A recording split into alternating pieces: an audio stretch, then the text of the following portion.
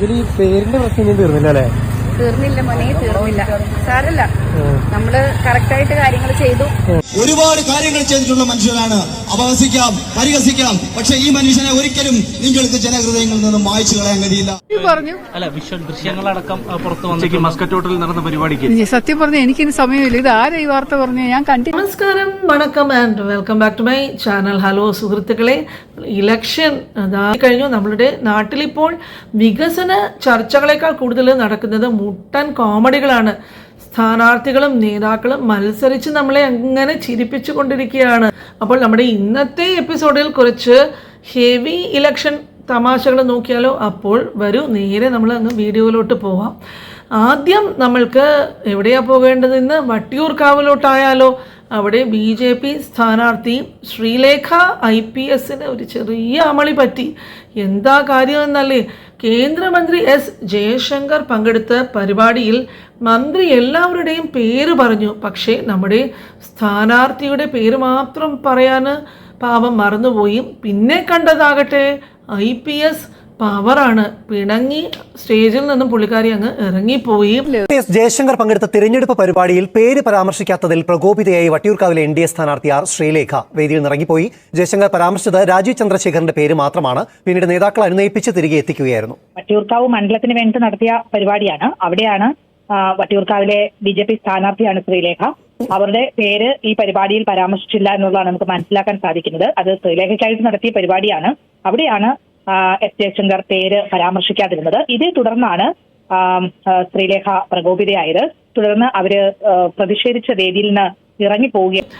അപ്പോൾ ചേച്ചി എന്താണ് പറയുന്നതെന്ന് പറഞ്ഞാൽ, ഞാൻ പിണങ്ങിപ്പോയതല്ല, സഹോദരനോട് കാര്യം പറയാൻ പോയതാണ് എന്നൊക്കെയാണ്. പക്ഷേ ആ മുഖഭാവം കണ്ടാൽ ആർക്കെങ്കിലും അങ്ങനെ തോന്നുമോ?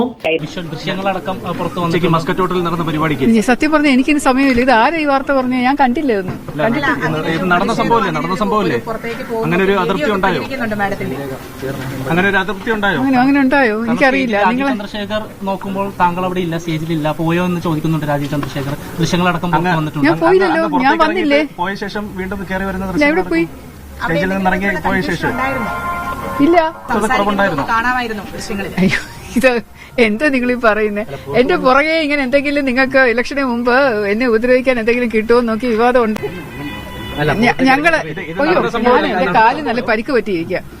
ഇല്ല, ഇതെന്താ സംഭവിച്ചത്? ഞാൻ എന്റെ ഒരു സഹപ്രവർത്തകൻ, എന്റെ സഹോദരനുമായിട്ട് BJPയിലുള്ള എന്റെ സഹോദരൻ ഞാൻ കരുതുന്ന സോമൻജിയുമായിട്ട് ഒരു കാര്യം സംസാരിക്കാൻ ഹോളിന്റെ പുറത്തിറങ്ങി.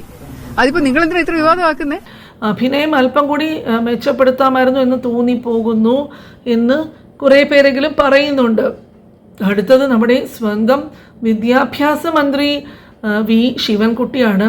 ഒരു നാഷണൽ മീഡിയയ്ക്ക് ഇംഗ്ലീഷിൽ ഇന്റർവ്യൂ കൊടുക്കുവാൻ പോയതായിരുന്നു അദ്ദേഹം. ചോദ്യം ചോദിച്ചതൊന്നും മറുപടിയാകട്ടെ മറ്റൊന്നും.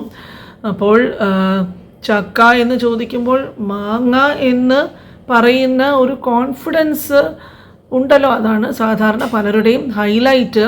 Thank you so much for joining us on the Yatra, sir. I saw you campaigning. It's a very hectic campaign. 2 terms the LDF has been in power. What do you think the election is about? What are the key issues this election for the people? What is the left going with in the election? 5 വർഷക്കാലം ഒരുപാട് പ്രശ്നങ്ങളുണ്ടായിരുന്നു. Covid, അതുപോലെ പ്രകൃതി ദുരന്തങ്ങൾ, അങ്ങനെയൊക്കെ നിരവധി പ്രശ്നങ്ങളുണ്ടായിരുന്നു.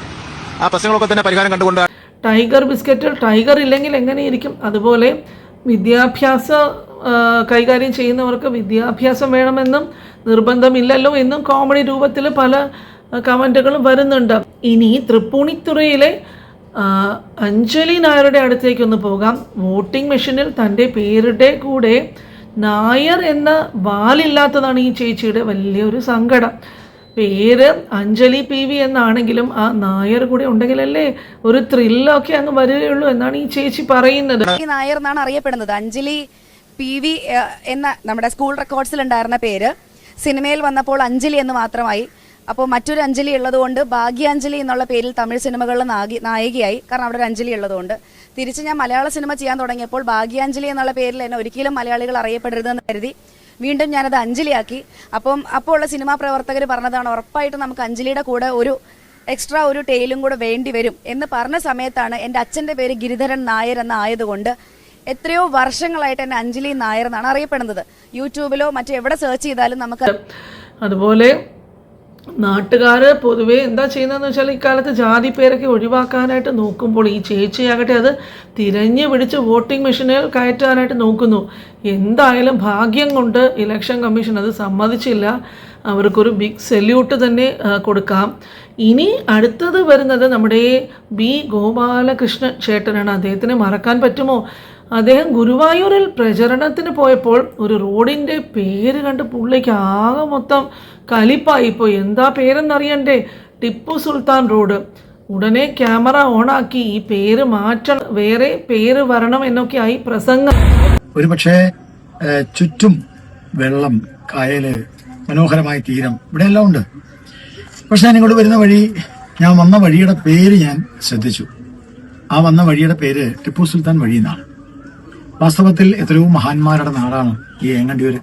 എനിക്ക് ഏറ്റവും പ്രിയപ്പെട്ട ചരിത്ര രചനയിൽ ഭാരത പാരമ്പര്യവും ഭാരതീയ സംസ്കാരവും ഭാരതത്തിന്റെ പൈതൃകവും എല്ലാം എഴുതിയിട്ടുള്ള വേലായുധൻ പണിക്കശ്ശേരിയുടെ വീട്, തറവാട്, ആ തറവാട്ടിലേക്ക് വരുന്ന ആ വഴിയുടെ പേര് ടിപ്പു സുൽത്താൻ റോഡെന്നാണ്. ടിപ്പു സുൽത്താനും ഈ നാടും തമ്മിൽ എന്ത് ബന്ധം? ഒരു ബന്ധവുമില്ല. ടിപ്പു സുൽത്താൻ ഈ നാട്ടിൽ ആക്രമിച്ചു വന്നയാളാണ്.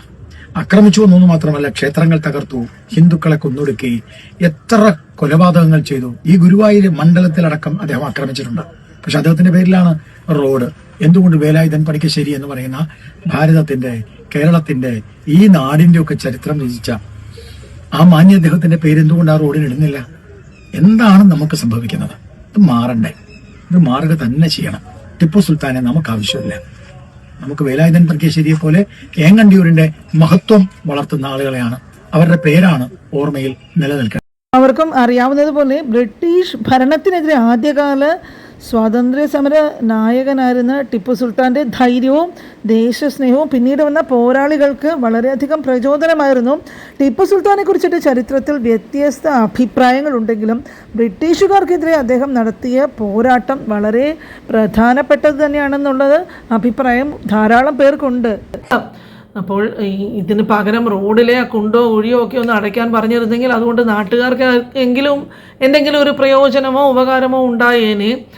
ഇനി നമ്മുടെ ബിഗ് ബോസ് താരം അഖിൽ മാരാർ പ്രചരണത്തിന് ഇറങ്ങിയപ്പോൾ കൂടെ ആരുമില്ലാത്ത ഒരവസ്ഥയായിപ്പോയി.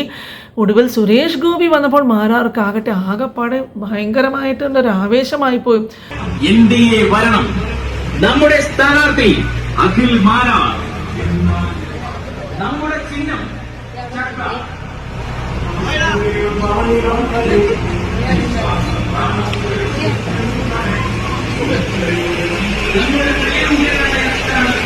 ഹലോ, റോട്ടുണ്ടോ?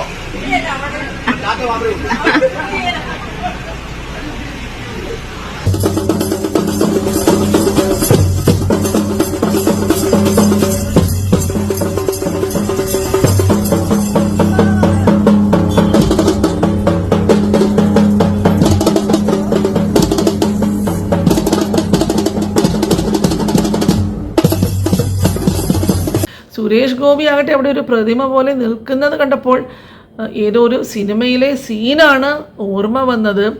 ഇതൊക്കെയാണ് ഇന്നത്തെ ഇലക്ഷൻ വിശേഷങ്ങൾ. ഇതുപോലെ ഇനിയും കോമഡികൾ വരാനുണ്ട്. നിങ്ങൾക്ക് ഏത് സ്ഥാനാർത്ഥിയുടെ പെർഫോമൻസാണ് ഏറ്റവും കൂടുതൽ ഇഷ്ടപ്പെട്ടത് എന്നുള്ളത് മറക്കാതെ കമൻറ്റിൽ അറിയിക്കുക. അതുപോലെ ഈ അഞ്ജലി നായർ തൻ്റെ പേരിനെ കുറിച്ച് പറയുന്ന കുറച്ച് കാര്യങ്ങൾ കൂടെ ഒന്ന് പറയുകയാണെങ്കിൽ, ഈ പുള്ളിക്കാരി പറയുന്നത് തമിഴ്നാട്ടിൽ പോയപ്പോൾ അവിടെ മറ്റൊരു അഞ്ജലി ഉള്ളത് കൊണ്ട് പേര് ഭാഗ്യാഞ്ജലി എന്നാക്കി എന്നാണ്. കേരളത്തിൽ വന്നപ്പോൾ അത് അഞ്ജലി നായറായി. തീർന്നില്ല മോനെ, തീർന്നില്ല. സാരല്ല, നമ്മള് കറക്റ്റായിട്ട് കാര്യങ്ങൾ ചെയ്തു. അത് അതിന്റെ വഴിക്ക് നടക്കട്ടെ. നമുക്ക് 2-3 ദിവസമേ ഉള്ളൂ. ചേട്ടാ, വോട്ട് തക്ക ചിഹ്നമാണ് കേട്ടോ.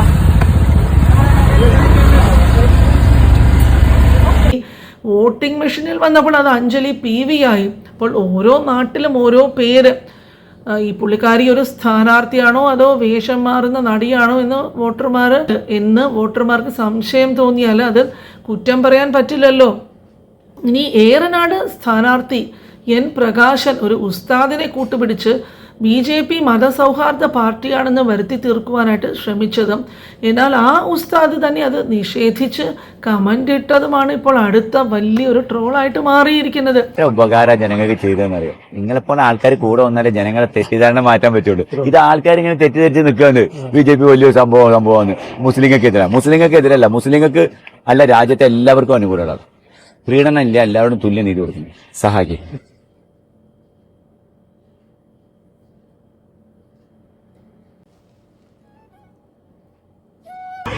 BJPക്ക് വോട്ട് കിട്ടാൻ വേണ്ടി ഒരുപാട് തരികിടകളൊക്കെയാണ് നടക്കുന്നത് എന്നാണ് പൊതുവേ ഉള്ളൊരു സംസാരം. ഒരു ഉസ്താദിനെ കിട്ടിയപ്പോൾ കൂടെ നിർത്തി വീഡിയോ എടുത്തു. അതായത് BJP വന്ന് മുസ്ലിംകൾക്ക് എതിരല്ല എന്ന് പറയിപ്പിക്കുവാൻ നോക്കുന്നു എന്നൊക്കെയാണ് പലരും പറയുന്നത്. പാവ ഉസ്താദാകട്ടെ പേടിച്ചിട്ട് ഒന്നും മിണ്ടാതെ അങ്ങനെ നിന്നു. പക്ഷെ വീഡിയോ ഇറങ്ങിയതും താഴെ ഒരു കമൻറ്റ് ഉസ്താദ് ഇട്ടു, ഞാനൊന്നും അറിഞ്ഞില്ലേ, അയാൾ വോട്ട് ചോദിച്ചു വന്നു, അത്രയേ ഉള്ളൂ, തന്ത്രം അങ്ങ് പാളിപ്പോയി എന്ന് പറഞ്ഞാൽ മതിയല്ലോ. അപ്പോൾ സുഹൃത്തുക്കളെ, ഇതൊക്കെയാണ് ഇന്നത്തെ ഇലക്ഷൻ വിശേഷങ്ങൾ. ഓരോ ദിവസവും സ്ഥാനാർത്ഥികൾ ഇറങ്ങുന്നത് നമ്മളെ ചിരിപ്പിക്കാൻ വേണ്ടിയാണോ എന്ന് തോന്നിപ്പോവുകയാണ്. രാഷ്ട്രീയത്തിൽ ഗൗരവമേറിയ ചർച്ചകൾ നടക്കേണ്ട ഇടത്ത് പേരിൻ്റെ വാല് നോക്കിയും ഇംഗ്ലീഷ് അറിയാതെ വിയർത്തും ജാതി പറഞ്ഞ് വോട്ട് പിടിച്ചും ഇവർ നമ്മളെ വിസ്മയിപ്പിച്ചും ചിരിപ്പിച്ചും കൊണ്ടിരിക്കുന്നു. ഇതിൽ ഏറ്റവും പ്രധാനപ്പെട്ട കാര്യം എന്താണെന്ന് വെച്ചാൽ, ട്രോളുകൾ വരുന്നത് നമ്മൾ ഉണ്ടാക്കുന്നത് കൊണ്ടല്ല, ഇവർ തന്നെ അത് നമ്മളുടെ കയ്യിൽ തരുന്നതാണ്. ശ്രീലേഖ IPSൻ്റെ പിണക്കമായാലും, ശിവൻകുട്ടി സാറിൻ്റെ ഇംഗ്ലീഷ് പ്രസംഗമായാലും, ഗോപാലകൃഷ്ണൻ ചേട്ടൻ്റെ റോഡ് നാമകരണമായാലും എല്ലാം ഒന്നിനൊന്ന് മെച്ചം. പക്ഷേ ഒരു കാര്യം നമ്മൾ വോട്ടർമാർ ഓർക്കേണ്ടത് എന്താണെന്ന് പറഞ്ഞാൽ, ഈ തമാശകൾക്കിടയിലും ഗൗരവമുള്ള ഒരു കാര്യമുണ്ട്, നമ്മുടെ വോട്ട്. അപ്പോൾ ഇത്തരം കോമഡികൾ കണ്ട് ചിരിക്കാം, പക്ഷേ വോട്ട് ചെയ്യുന്ന സമയത്ത് നമ്മുടെ നാടിന് ഗുണമുള്ള, എല്ലാവരെയും ഒരുപോലെ കാണുന്ന ആളുകളെ സഹായിക്കുവാനായിട്ട് ഓരോരോ പദ്ധതികൾ ചെയ്യുന്ന ആളുകളെ തിരഞ്ഞെടുക്കുവാൻ പ്രത്യേകം ശ്രദ്ധിക്കുക. സ്ഥാനാർത്ഥികൾക്ക് അഭിനയം കുറച്ചിട്ട് കാര്യങ്ങൾ ചെയ്യാൻ തുടങ്ങിയാൽ അത് നാട്ടുകാർക്ക് വലിയ ഉപകാരമായിരിക്കും. ഈ വീഡിയോയെക്കുറിച്ചിട്ട് നിങ്ങൾക്ക് എന്ത് തോന്നുന്നു? ഇതിൽ ഏത് കോമഡിയാണ് നിങ്ങൾക്ക് ഏറ്റവും ഇഷ്ടപ്പെട്ടത്? അഞ്ജലി നായരുടെ പേരുമാറ്റമാണോ, ശിവൻകുട്ടി സാറിൻ്റെ മറുപടിയാണോ? നിങ്ങളുടെ അഭിപ്രായങ്ങൾ മറക്കാതെ കമൻറ്റ് ബോക്സിൽ രേഖപ്പെടുത്തുക. വീഡിയോ ഇഷ്ടപ്പെട്ടിട്ടുണ്ടെങ്കിൽ അതൊന്ന് ഷെയർ ചെയ്യുവാനും കൂടാതെ ഒരു ലൈക്കും ഹൈപ്പും ചെയ്ത് കൊടുക്കുവാനും മറന്നേക്കരുത്. ഇതുപോലെ കൂടുതൽ ഇലക്ഷൻ തമാശകളുമായിട്ട് അടുത്ത ഭാഗത്തിൽ നമുക്ക് പിന്നെയും കാണാം. ഇതുവരെ വീഡിയോ വാച്ച് ചെയ്ത എല്ലാവർക്കും താങ്ക്സ് ഫോർ വാച്ചിങ്.